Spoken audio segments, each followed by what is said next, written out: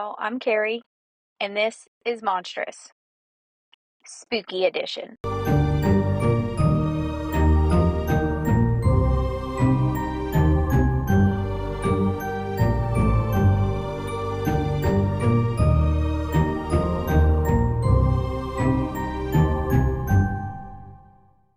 All right, so we're back, but this week, Mandy is not with us. We have Ashley. Hello, I'm Ashley, and I am happy to join the podcast today. So this is Ashley's debut into the podcast world. It definitely is.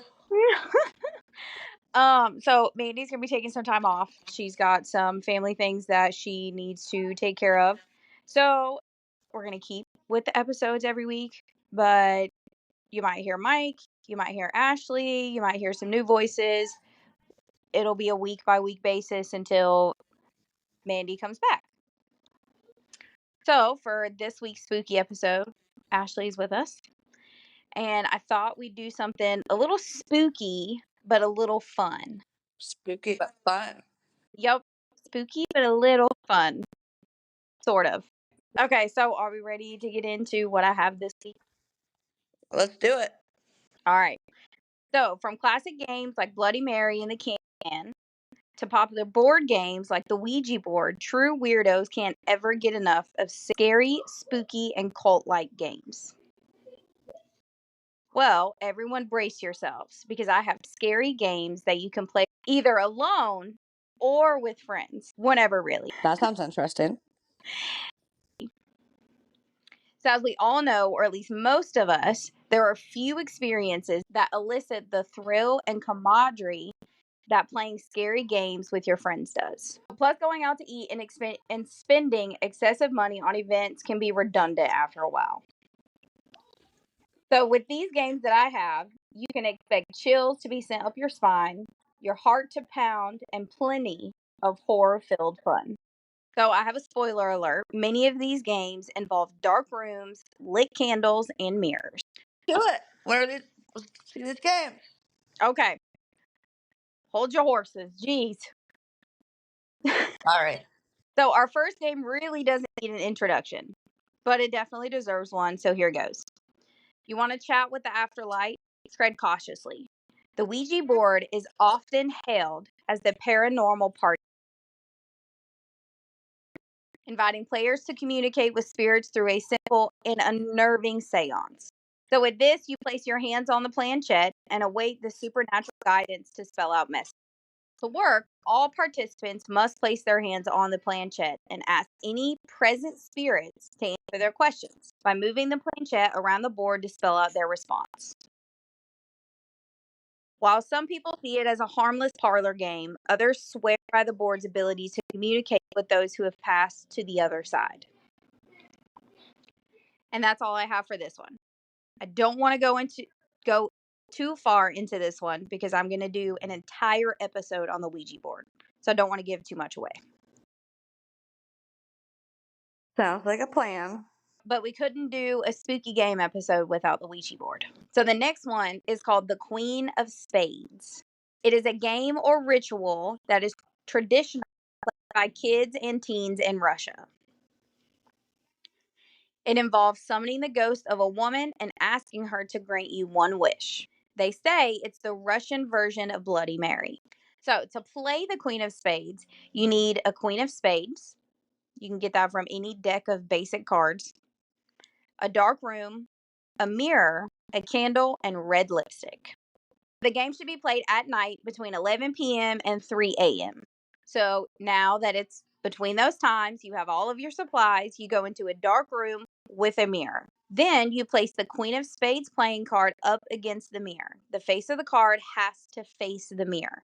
So that way, when you're looking in the mirror, you see the face. So you light the candle, you put that in front of the mirror, and you turn off the lights. So once your candle is lit and the lights are turned out, you take your red lipstick and draw a set of stairs on the mirror. I'm going to send you a picture of it. That way you know what I'm talking about. I'm sending this to your Facebook message. All right. I got it. So that is what your stairs that you draw on the mirror with the red lipstick should look like. Stairs at the door? Yep. Now, you stand in front of the mirror and focus. Close your eyes and say out loud 3 times, Queen of Spades, come. You have to keep your eyes closed, and in your head, you will visualize the Queen of Spades opening the door and walking up the stairs. You have to concentrate hard because some people that have done this have said that they have heard laughter and even footsteps walking up the stairs. If you have done everything correctly and everything went right, then when you open your eyes, the queen will be there, That's creepy. right? If she is, you can clearly state your wish. But if something went wrong, you may feel her get closer and closer. That's an unpleasant feeling.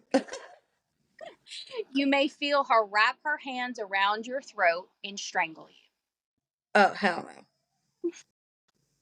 If you feel that something is wrong, anything at all does not feel right, you must end the game or the queen will come out of the mirror and kill you. So, in other words, trust your deck hairs? Yep, pretty much. So, in order to end the game, you have to say, Queen of Spades, go away, and quickly wipe away the door and the stairs that you drew on the mirror. Then you have to blow out the candle and turn the lights on. The queen may not look exactly how you imagined, just so you know. But either way, no matter how she looks, you cannot let the queen escape the mirror and enter into our world. Well, how is she supposed to look? Well, it didn't really say. She's just a queen, so she, could look like the queen on the card. She could look like the queen from fucking Alice in Wonderland. You know what I mean? So you just expect the worst and go with it. Pretty much. Okay. In an emergency, you may have to break the mirror to keep her from leaving the mirror. So it's a bit dramatic and overboard to break the mirror, but it does end the game. All right, all right. But you risk getting 7 years of bad luck. Oh, nope, nope. So if the game works, though, your wish will be granted and you will have it soon. It doesn't say exactly when, it just says you'll have it soon. And that's how you play the Queen of Spades. All right. So our next one, there is a movie about this legend. It is The Candyman. So the Candyman is an urban legend about a tormented soul that is obviously only known as Candyman. Candyman. The urban legend says that he returns from his grave to drag you down to hell with him by using his hook hand. So you might ask, okay, well, where's the fun in that? Well, I guess you're not going to know unless you play the game yourself, right? Yep. So the game is said to be structured in a similar fashion to that of Bloody Mary. So are you ready to meet the Candyman? Yes, we are. All right. So to set up, the participants must enter a dark bathroom. Switch all electronic devices off so there's no distraction. You then face the mirror and to chant Candyman 5 times. Once this is done, the Candyman will start to appear directly behind you. If you want a chance to walk away from this game with your soul intact, you have to make sure to lock eyes with yourself and never look behind you. So you look directly at yourself in the mirror, never look behind you. I'm tempted not to.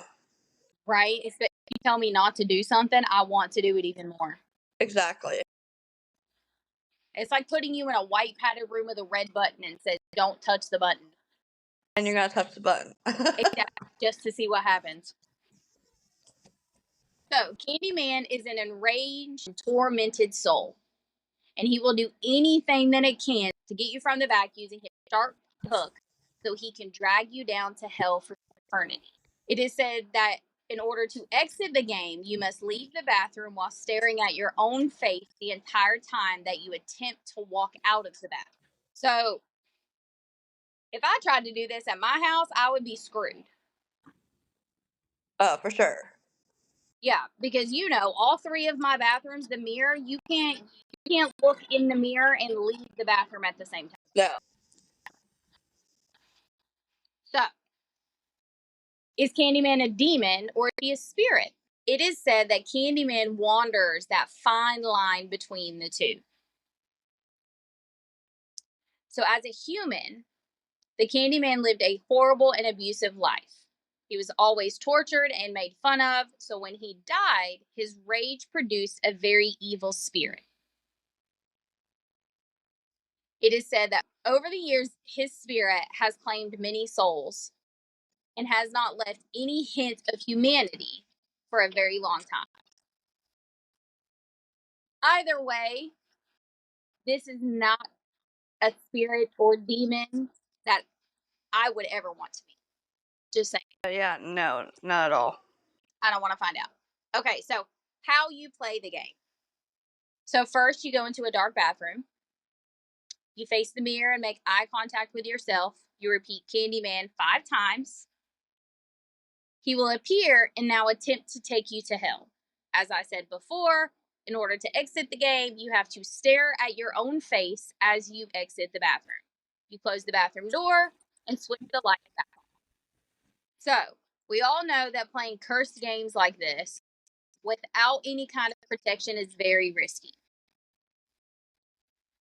So it's said that you should use the stone of luck and protection, which is also known as Ontarius Lucio. Probably saying that extremely wrong, but Right. says it's a great way to protect yourself while playing this game. The stone was enchanted by a powerful witch known as Aria Cyrus to provide a blanket of safety and a shield against negative energy while playing. So if you're play this, find that stone. So next we have what's called concentrate. So this one's often played at sleepovers. Some say it's a form of hypnosis. And the object of that game, well, it's to see how you're going to die. Oh, that's crazy. So let's learn how we can all play a game and learn how we'll die. So for this game, you need 2 people, each going one at a time. You begin by telling the other person to close their eyes. You stand behind them and you say the chant while doing the rituals that go with the chant. So during the chorus part of the ritual, you lightly pound on the other person's back with your fist, kind of like a drum. During the verses, you perform different actions that go with that. So before I tell you the whole chant, we're going to break it down verse by verse. So that way you and everybody else has an idea of what's going on. All right. So for the first chorus, you lightly pound on their back with their fist. And then verse 1, you tap on the top of the person's head with your fist. Then you run your hands down both sides of their head. Then you have the chorus again and you pound on their back. Verse 2, you twist their shoulders and then run your hands down their arms. Then you have the chorus again. Verse 3, you poke them in their sides with your fingers and you run your hands down the sides. Then you have the chorus again, you pound on their back again.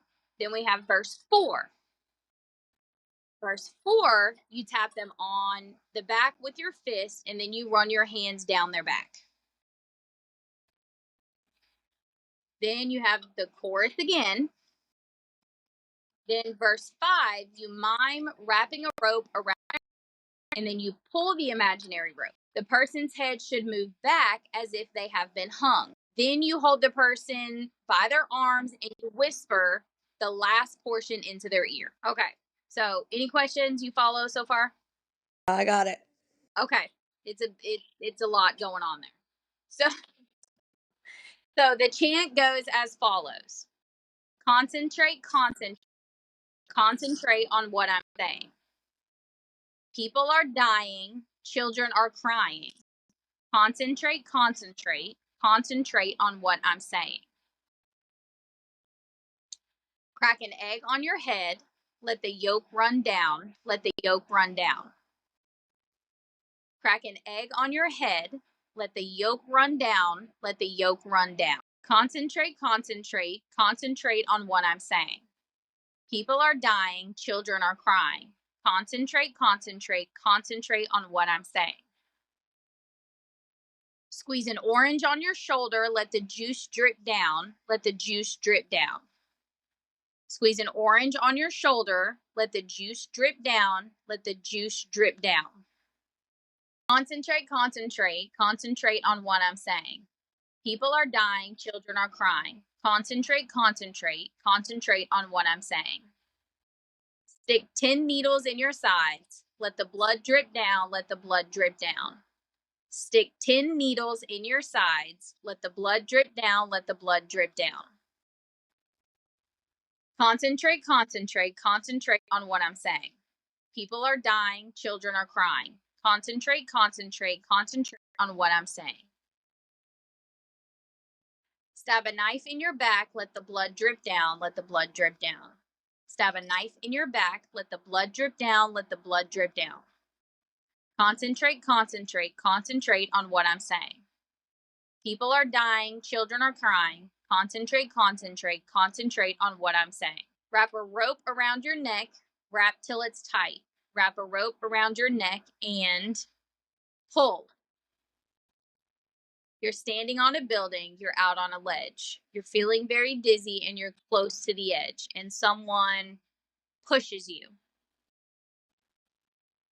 At the end, you push them just enough to make them tip forward, but not hard enough to where they can't regain balance. Following this, you tell them to open their eyes and you ask them what color they saw.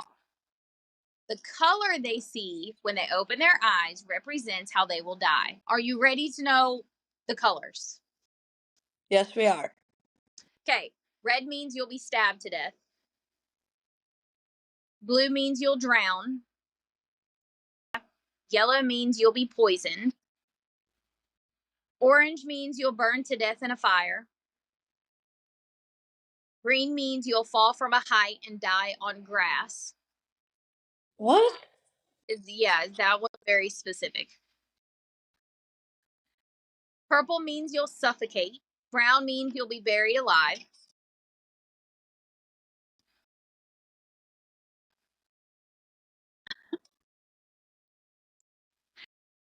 Gray means you'll die from a disease in a hospital. White means you'll die of old age and go to heaven. And lastly, black means that you'll die of old age but go to hell. And that's all the colors? Yep. All right. Very, very specific there. They are very specific. Specific, Ashley. Whatever. They're not an ocean. Okay, so our next game is basically a supernatural trust fall. And there is no way that we could do a spooky game episode without the legendary game itself. It is one that every girl at every sleepover tried to do with their friends in the late 90s to mid 2000s. So I'm going to tell you how to play light as a feather, stiff as a board. All right, let's get to it. This game involves lifting an individual using only your fingertips, all while chanting light as a feather, stiff as a board. Legends suggest that supernatural forces are at play, making this seemingly impossible task a reality before everyone's eyes. So for anyone that was not into sleepovers like myself, you probably know this one from the classic 1996 movie, The Craft. Personally, never seen it. Oh my God, what is wrong with you? I was a sheltered child. Well, you have to watch it. It's one of my favorite movies. It does not get enough credit, and you gotta watch it. All right. I'm gonna figure out where you can watch it, and you have to sit down and watch it. It's awesome. Isabel would like it too, probably. Yeah, you have to send it to me. Yep, she's a weirdo like I am, so she'll probably like it. True So, story. for you and anyone else that has no idea what I'm talking about, I don't know where you've been all this time, first off. Okay. Second, you have to run, do not walk to go watch this movie. All right. It's one of the best. And lastly, so you have an idea. This cult classic stars Neve Campbell, Robin Tooney, Perusa Balk, I think that's how you say her name, and Rachel True. All four play teens who are into witchcraft. And they begin doing it to do innocent things, like change their hair color, make scars disappear, like little things like that. But it didn't take long before things got out of hand. And it doesn't take long for this iconic scene that made this movie a hit to play out. So, how do you do this? So, with a small group of friends, 4 to 6 people is best. One of you will lay down, the rest of you create like a circle around her. The person in the middle will cross their arms across their chest, like as if they're, dead laying in a coffin. While everyone puts 2 fingers from each hand underneath them. Then you start chanting. She's ill, she's ill, she's ill. She's looking worse, she's looking worse, she's looking worse. She's dying, she's dying, she's dying. She's dead, she's dead, she's dead. As light as a feather, stiff as a board. And you continue to repeat, light as a feather, stiff as a board, until the person lying down in the middle begins to lift into the air. There have been accounts of unexplained happening after this levitation trick takes place. These can be found on Reddit. They say if you stick to the physics and perform the trick in a brightly lit room and not, like the cemetery, you should be all right. But who knows?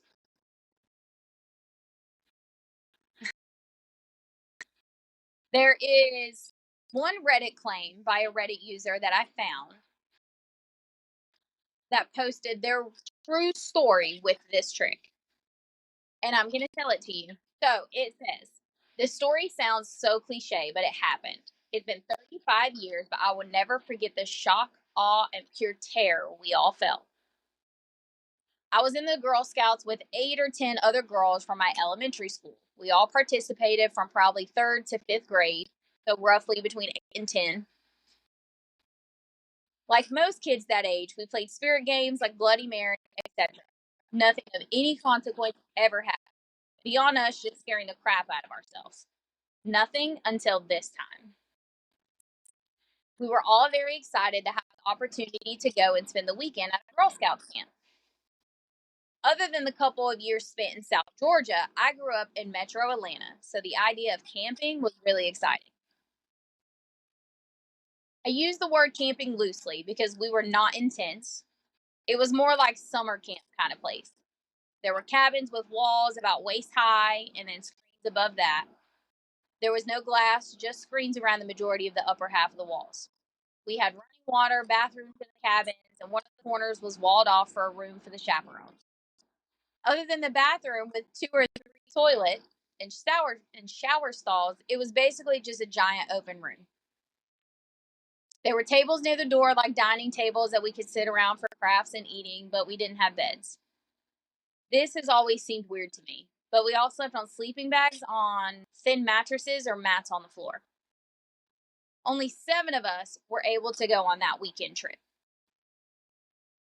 On our second night, the chaperones, a couple of the moms and the troop leader, had already retired to their small bedroom. Being a bunch of silly preteen girls and also being slightly weirded out by being isolated in the woods in a cabin that only basically protected us from bugs with those screens, naturally, we were up late. I want to add that there was some kind of light on the outside of the entrance to our cabins, but the cabins were pretty far apart. We couldn't see any other cabins or their lights from our own. The outside light on the front of our cabin was on, as well as the light in the walled bathroom area, but the door was closed.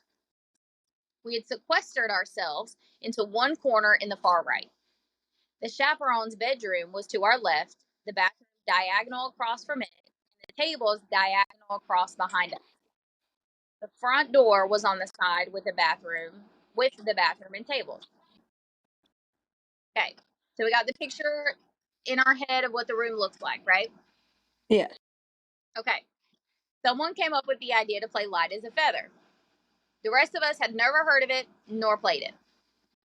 As she explained it, we were all both scared and excited because there couldn't possibly be a better place to do such a thing than in the creepy, isolated woods in the middle of the night, right? So we all positioned ourselves around the one girl, her head in someone's lap, 2 of us on either side and one girl at her feet. As instructed, we each put 2 fingers, your index and your pointer finger, from each hand under her body as we all sat cross-legged around her. We started chanting, light as a feather, stiff as a board. We didn't do the whole story about her sick, dying, etc. at the beginning. So the only part they did was like in the Craft movie where they just chant over and over again, light as a feather, stiff as a board. She goes on to say that she remembers it was oddly quiet outside. So I remember also thinking, this isn't really going to work. But what if it does? I have no concept of my thoughts after that. Nor do I know how long we continued to chant. The next thing I remember is her body literally seeming to have no weight as my fingertips raised up off the ground with it. I couldn't do anything except keep chanting. Her body was easily 18 inches to 2 feet off the ground. The girl next to me yelled, "Oh my God, it worked." Bam! The girl in the center fell to the ground. She says it was a weird mixture of feelings that she, was dumbfounded that it actually worked and kind of pissed off that the other girl ruined it. That quickly turned into fear. What in the actual fuck had we done? It wasn't over yet, though. We were all astonished and terrified. We certainly weren't going to go running to the adults for obvious reasons. But here we were, in the middle of the woods, in a screened-in cabin, terrified of what we had summoned. For some reason, we all seemed to simultaneously jump up and gather in the centermost point of the place. Before we even had time to verbally process what had just happened, we all saw them. Outside our cabin, up in the trees, were 3 blue glowing orbs of light. I've never heard of orbs in reference to the paranormal. I've been asked over and over if they could have been flashlights of someone from the camp. They absolutely were not. They were at least 15 to 20 feet off the ground. They were not beams of light. They floated and literally wove through the trees, passing behind and in front of the trunks. So unless people were flying around, weaving in and out of the treetops, radiating blue lights without a beam, they were not from the physical world that we know and understand. They were easily the size of basketballs. No one spoke. No one moved. We all stood there silently watching these things float through the treetops.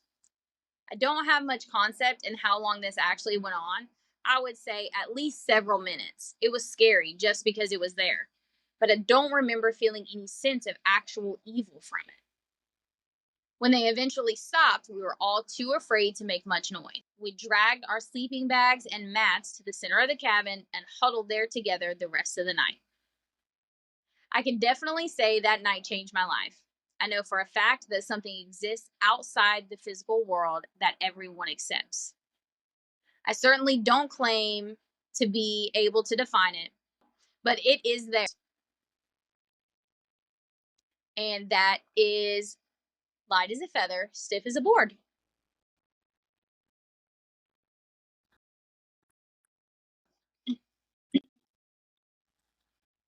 From the iconic Craft movie. Alright, so let's ask you, Carrie. What would you do if you were in this situation? I won't be playing this fucking shit, so I wouldn't be in this situation. Like, I'm all about, I like, that. I like scary movies, like spooky stuff. Halloween is one of my favorite holidays. It definitely is. But I am not dumb enough to fuck around with some shit I don't know nothing about. I'm good. Not at all? No, I'm all right. Alright. Mandy is constantly telling me, she was like, we should so do the Ouija board because our house is so old. And because our house is going on 100 years old now. So she's like, we should so do a Ouija board. We can bless it before and after. I'm like, bitch, no. Mm-mm. The whole Ouija board, I don't know about that one. Yeah, I'm good. No, thank you. I'm good. My Aunt Debbie had done a Ouija board and she did not have a good experience. I've got to get that story from her so I can tell you about it. Apparently her and some friends did it or whatever, and an evil spirit or a demon or whatever attached to one of her friends, and she said they had a hell of a time trying to get it to unattach. I'm good. No, thank you. Yeah, I don't blame you there. I will pass. Mm-mm. I will talk about this stuff all day. I'll watch movies about this stuff all day, but I'm not actually doing it. Mm-mm. I might be a blonde white girl, but I am not stupid, okay? Carrie said no way in hell. Nope, I will be the blonde white girl in the movie that lived. Like, no, thank you. That was so stereotypical. Next, we have the Sandman. So, we all hear about the Sandman growing up. He comes into your room at night, sprinkles sleeping dust over you just as you fall asleep so you have good dreams, right? Well, what if I told you that the Sandman isn't a nice little sleep fairy? Okay. What if I told you he could be both good and evil? Alright, so let's hear this good side of him. So, the good side, we all know he comes into your room right before you fall asleep, sprinkles the sleep dust so that way you have good, unicorn and rainbow, poop and sprinkles and shit kind of dreams, right? Yes, alright. What about the bad side? Well, Give he it is to us. he is the exact opposite of light as a feather, stiff as a board. And instead of lifting you up, he weighs you down. So he's gonna give you bad dreams. Well, it's not exactly dreams at all. Alright, go ahead. So, there are variations to this one. They each have the same exact idea, but one uses grass, another uses dirt, and another uses rocks rather than sand. But it's all the same idea. And you said dirt? Yes, dirt, like from the ground. Okay. So for this game, you need at least two people, and the steps are as follows. First, one person will lie on the floor on their back while everyone sits around in a circle around them. Okay, so you can play with as many people as you want, but you have to have a minimum of two. Okay. So next, the person that's lying on the ground, you tell them to close their eyes. You tell them a scary story about how they were hurt or even died and that they were cut open and filled with sand. This story is, of course, made up. You can make up your own story, but it needs to be as elaborate and as scary as possible. You have to make sure that you tell the person lying on the ground that they are to only concentrate on the story and nothing else. Whenever you are telling the story, you talk about the body parts. When you talk about those body parts, such as an arm and a leg, you lightly run your finger up and down that body part. The third step is to then tell the person to open their eyes and get up. But when they try to get up, they feel heavy. And it's hard to get up as if they have been filled with sand. Okay, I follow. So, I have a few scary stories. The first one, there was a mother who had a young son. He was sleeping one night. His mother walked into his room quietly. She cut open her son's arms, then she put sand inside. She cut her son's legs open, then she put sand inside. She cut open her son's stomach and put sand inside. Our son woke the next morning, he couldn't move. The next one is you go to the store and knock down a bunch of cans.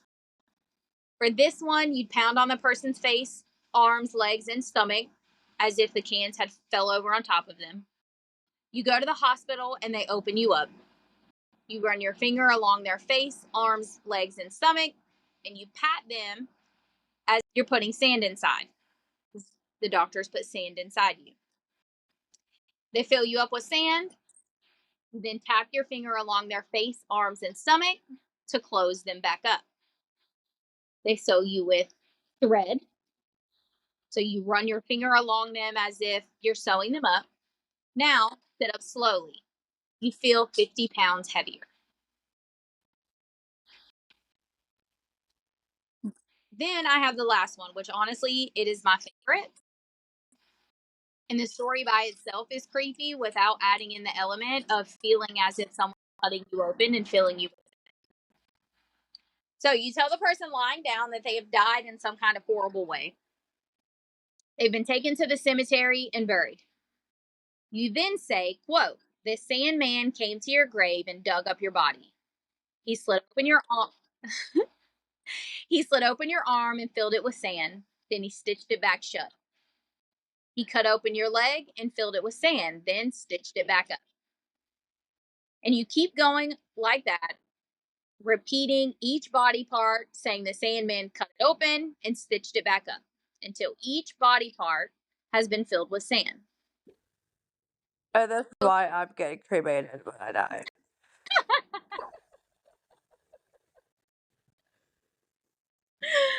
So as you go through the story, you'll take your finger and you'll slice down each body part. You pat it as if you're putting sand inside, and then you do a zigzag motion back up as if you're sewing them back up. Once the person is completely filled with sand, you tell them the Sandman has finished and he is now gone. And when they sit up, they can't because they're too heavy. Talk about fucking creepy, dude. That is creepy. Okay, so for our next game, this one is really more of a trick than it is a game. It's also known as Peter Piper, Take Me to Your Grave, and Never Return or Bloody Mary, Rise from the Dead and Raise My Arm, depending on where you are. So there is also a couple variations using Johnny Johnny, Old Man, and Freddy Krueger, but it's all the same. And this one is one that makes you raise your hands or arms completely on their own. That's different. This one is called Dead Man, Take Me to Your Grave. So to play this one, you need two people. One person will do the trick to the other one. First, you get the other person to close their eyes and relax. They have to stay quiet during the ritual, and their eyes have to stay closed the entire time, or else it won't work. So next, you tell the person to count to 10 in their head and then nod to count to 10. Following this, you'll take their arms and move them back and forth across each other 10 times. So like you're standing behind them, you have their arms, you like cross them in front of them 10 times. You will repeat this step, doing it a total of 5 times. You will then repeat, having the person count to 10 in their head, nod, you move their arms back and forth, again, doing it a total of 7 times. You will then repeat, counting to 10 in their head, nod, cross their arms back and forth, another 10 times. You will repeat that again, doing it 3 more times. Now that you have done this step 4 times in total, you will click your fingers behind the other person's ear 3 times. Now you say, repeat after me. Dead man, take me to your grave and kill me. Make sure they keep repeating this until their arms begin to rise on their own like a dead man. And that's it. That's all for that one. That's all you have to do? Yep. That's it. Well, that's not much. No, but if you come to me and said, "Hey, let's play this," and my arms move by themselves, I'm probably gonna throat punch you and know what the fuck you did to me. Right. I get that. That's it for that one. So that's it. That's a spooky game. Some of them were fun, And there will be more. but some of them were fucking creepy.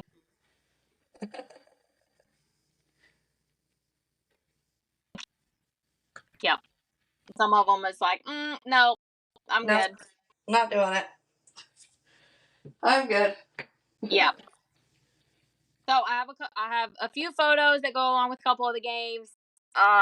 Those will be on the Facebook page. That link will be in the description. And that's it for the week. something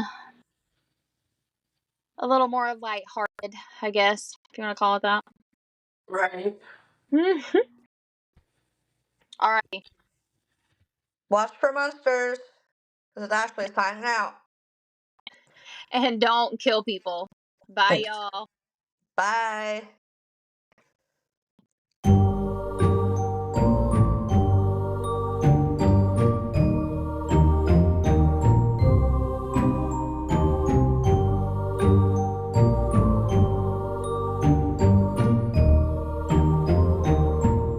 Please be sure to rate and review so we can make sure we give y'all a podcast you love.